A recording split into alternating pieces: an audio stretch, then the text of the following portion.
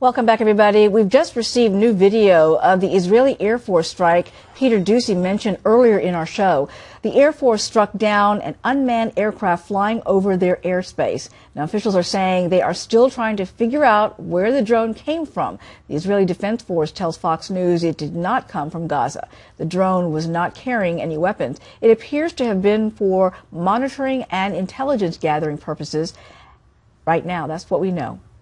Now you will note MiG-29 with distinguished twin-tail marking of a MiG-29 fighter jet. MiG-29 is a Russian aircraft. Georgia does not possess it, nor do Abkhaz separatist rebels. Again, this is a Russian fighter aircraft shooting down a Georgian UAV. President Obama has already used unmanned CIA drones to strike more than 300 suspected terrorist targets, even more than his predecessor. A close call at one of the nation's busiest airports has a lot of people looking at a new danger in the sky. Anyone in the country can buy a small, remote-controlled drone. They're soaring in popularity.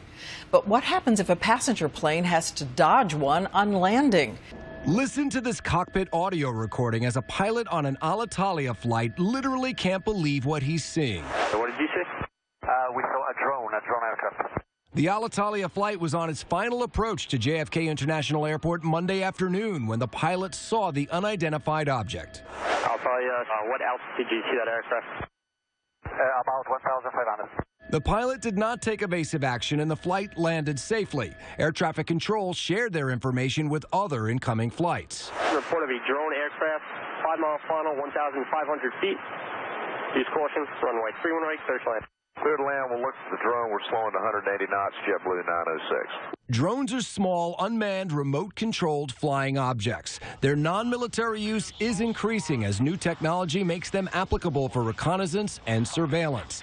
The FAA is investigating the incident.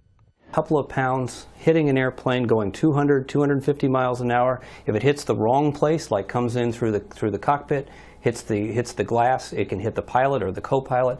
It could hit an engine, take out an engine. You may think military, overseas, and kill strikes when you hear the word drones, but these unmanned aircraft are showing up in American skies. Police departments using small hand-launched drones to look for suspects or missing children. But it's not just the government buying drones. Flying this drone above 400 feet within 3 miles of an airport violates federal guidelines, possibly even the law. With technology improving and prices dropping, the government worries many more will be taking off. New rules are being considered, but with drones easily available, will those rules be enough to keep our skies safe?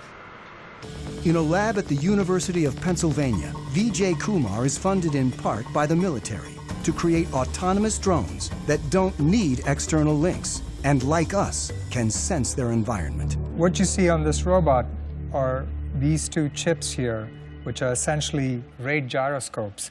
These play the same role as the semicircular canals in the human body located near the ears, which essentially tell us orientation. So the rate gyroscopes that are on board can actually measure these angular velocities at thousands of times a second. The precision of the robots allows them to do some things more quickly and accurately than human pilots can, like predict the movement and the shape of an object and adjust accordingly. In terms of acrobatics, I think it'll be hard to beat what a robot can do. The neuromuscular system in the human body, there may be delays of the order of 80 milliseconds to 200 milliseconds before you actually take an action in response to what you see. Well, robots have this unfair advantage. They can do these computations hundreds of times a second. So your delays are of the order of a millisecond and perhaps even less. Soon it may be possible to cut the cord.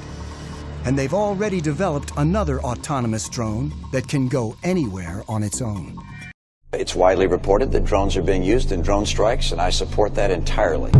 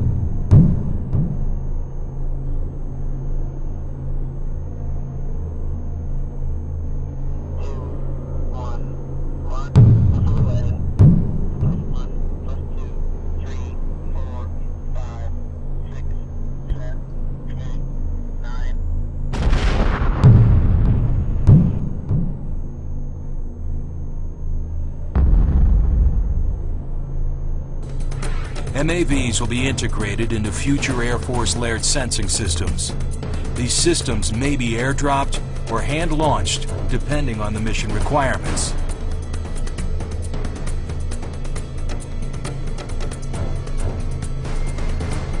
An MAV can enter a low-powered extended surveillance mode for missions lasting days or weeks.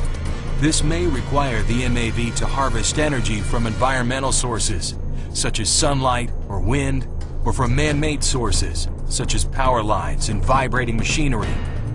It will blend in with its surroundings and operate undetected. MAVs will use microsensors and microprocessor technology to navigate and track targets through complicated terrain, such as urban areas.